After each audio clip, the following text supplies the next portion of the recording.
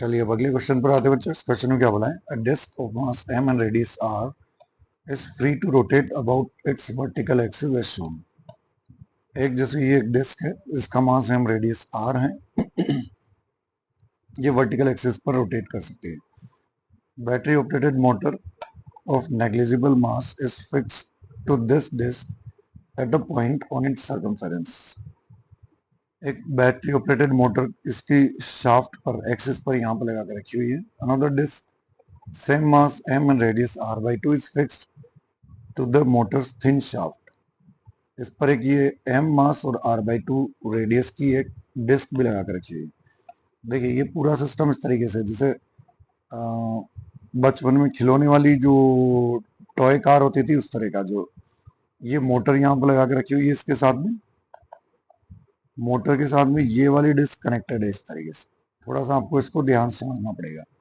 अब देखिए क्या होगा, ये जब मोटर रोटेट करेगी इसे, तो यहाँ पर क्योंकि ये कांटेक्ट में है इस पॉइंट पर, तो ये रोटेट करेगी मोटर ऐसे, तो ये वाली डिस्क रोटेट करेगी इस डायरेक्शन में क्योंकि इसके साथ में कनेक्टेड है। तो ये रोटेट करना स्टार्ट करेगी इससे, जो कि ये वाली डिस्क है बड़ी वाली, ये ऐसे रोटेट कर रही है। जो यहाँ पर जो मोटर लगी हुई है इसके साथ में, ऊपर ये वाली डिस्क कनेक्टेड है जिसका मास कितना है m और रेडियस r/2। ये इसके साथ में कनेक्टेड है, ये घूम रही है ऐसे, ये वाली डिस्क रोटेट कर रही है ऐसे। तो होगा क्या, दोनों डिस्क एक दूसरे के अपोजिट रोटेट करेगी। ये वाली डिस्क रोटेट करेगी इस तरीके से एंटी क्लॉकवाइज, तो ये वाली डिस्क रोटेट करेगी क्लॉकवाइज। ये तो रोटेट कर रही है एंटी क्लॉकवाइज, ये वाली डिस्क रोटेट कर रही है एंटी क्लॉकवाइज, एक एंटी क्लॉकवाइज एक क्लॉकवाइज, इस मोटर के कारण। अब इस पूरे सिस्टम के में क्या होगा, इस सिस्टम का जो एंगुलर मोमेंटम होगा, इस पूरे सिस्टम का एंगुलर मोमेंटम कांस्टेंट होगा।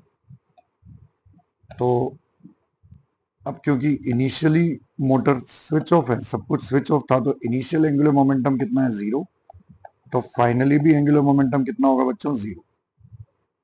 फाइनल एंगुलर मोमेंटम किसका होगा, जो छोटी वाली डिस्क है इसका एंगुलर मोमेंटम होगा आई ओमेगा। छोटे वाली डिस्क का एंगुलर मोमेंटम अगर लिखते हैं तो आई ओमेगा, कहाँ के अबाउट, इस पॉइंट के अबाउट, जैसे वो पॉइंट के अबाउट। इसका एंगुलर मोमेंटम होगा एंटी क्लॉकवाइज और इसका है अपोजिट डायरेक्शन में, तो इसको लिखेंगे -I2 ω2। टोटल मिलाकर ये एंगुलर मोमेंटम भी कितना होगा 0। क्यों, क्योंकि एंगुलर मोमेंटम कंजर्व है इस पूरे सिस्टम का। अब देखिए छोटी वाली डिस्क का जो मोमेंट ऑफ इनर्शिया होगा, मोमेंट ऑफ इनर्शिया डिस्क का कितना होता है बच्चों mr²/2। तो इसका मोमेंट ऑफ इनर्शिया लिखेंगे तो क्या हो जाएगा m रेडियस r/2 का स्क्वायर इंटू ओमेगा। तो m/2 r/2 का square into omega minus I2 मतलब moment of inertia of bigger disc, इस बड़ी वाली डिस्क का मोमेंट ऑफ इनर्शिया। अब चूंकि इस पॉइंट के अबाउट एंगुलर मोमेंटम कंजर्व कर रहे हैं, कंजर्व कहाँ के अबाउट कर रहे हैं बच्चों, O के अबाउट, तो मोमेंट ऑफ इनर्शिया भी इस बड़ी वाली डिस्क का इस पॉइंट के अबाउट लेना पड़ेगा, जो कि कितना डिस्टेंस पर है r पर। तो हम perpendicular axis parallel axis theorem लगाएंगे ICM प्लस md²। बड़ी वाली डिस्क का खुद के सेंटर पर मोमेंट ऑफ इनर्शिया क्या होगा mr²/2। यहां से इसकी डिस्टेंस कितनी है r, तो mr²। मोमेंट ऑफ इनर्शिया हो जाएगा कितना बच्चों 3/2 mr² इंटू इसका एंगुलर मोमेंटम इंटू इसकी एंगुलर वेलोसिटी ओमेगा डैश। ये टोटल क्या हो जाएगा 0।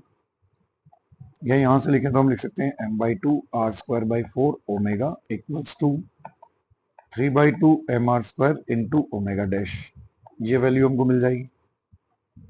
mr² तो कैंसिल, 2 से 2 भी कैंसिल होगा, तो ओमेगा डैश की वैल्यू क्या मिल जाएगी, ओमेगा डैश की वैल्यू मिल जाएगी ω/12। तो ये वाली जो डिस्क है बड़ी वाली जो डिस्क है, इसकी एंगुलर वेलोसिटी कितनी हो जाएगी ω/12। तो n की वैल्यू जो यहाँ पर पूछा है, तो n की वैल्यू जो मिलेगी ये मिल जाएगी 12 के बराबर। तो ये n जो मिल जाएगा ये हो जाएगा कितना बच्चों 12। ठीक है बच्चों।